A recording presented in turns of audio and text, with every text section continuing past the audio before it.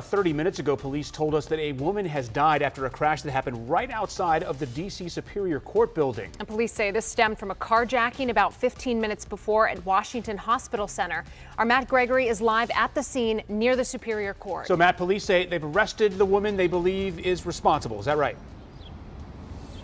Yeah, that's, they said it right there. Police in the press conference just a bit ago said they made the arrest. But I want to take you to where the investigation stands right now, because the police presence here at 6th and D, which is sort of, right across from the D.C. Superior Court, it's really drawn down tremendously. But the forensics team is still here. So what you're getting an idea of right here is these are two forensics vans that have blocked us off, because right now the forensics team is going inside of the white SUV that was the car that a female suspect, police say someone jumped in, the female suspect jumped in and drove off, that still had a passenger inside.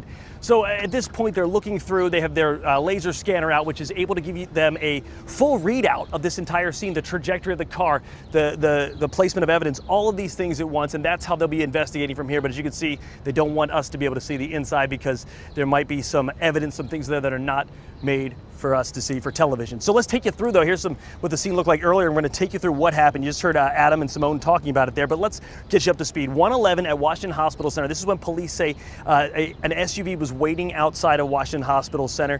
The driver got out. There was a female passenger inside, we're told, and then someone else jumped in.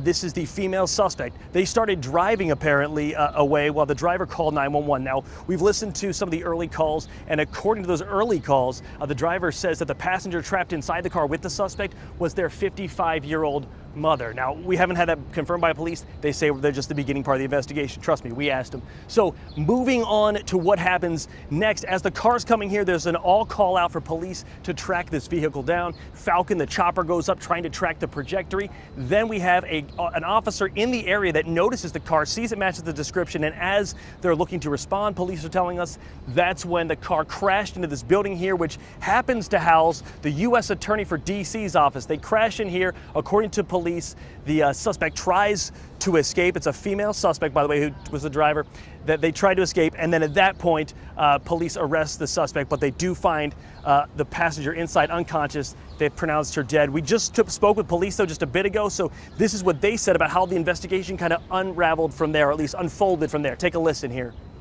It was later discovered that the passenger in the vehicle was unconscious, but the assistance of law enforcement officers, to include MPD, rendered aid immediately. It was then connected to the vehicle that was stolen at Washington Hospital Center. It is a tragic event. Our condolences are with the family. Yeah, just kind of listening to them there, even the police, it was quite a scene to come upon. That's all I can say. Right now, you can see that's the forensics team for DFS, Department of Forensics, putting away the laser scanner right now, and they're getting ready to pull out from the area. At some point, we see tow trucks up the street.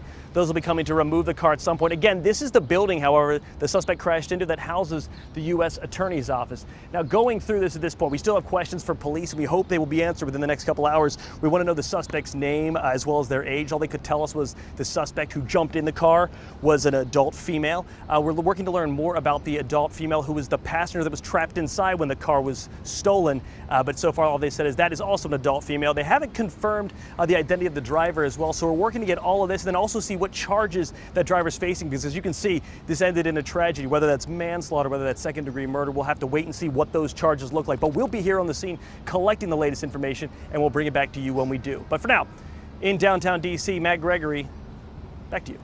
Yeah, Matt, it's just tragic, and it's outrageous. Here's a woman who's just going about her business on a daily basis, gets carjacked and ends up dead just hours later. The suspect, we're sure, is going to get to know that building. At the hospital. Yeah, the suspect in this case is going to get to know that building, the U.S. Attorney's office, very well over the course of the next few months. Matt Gregory, thank you.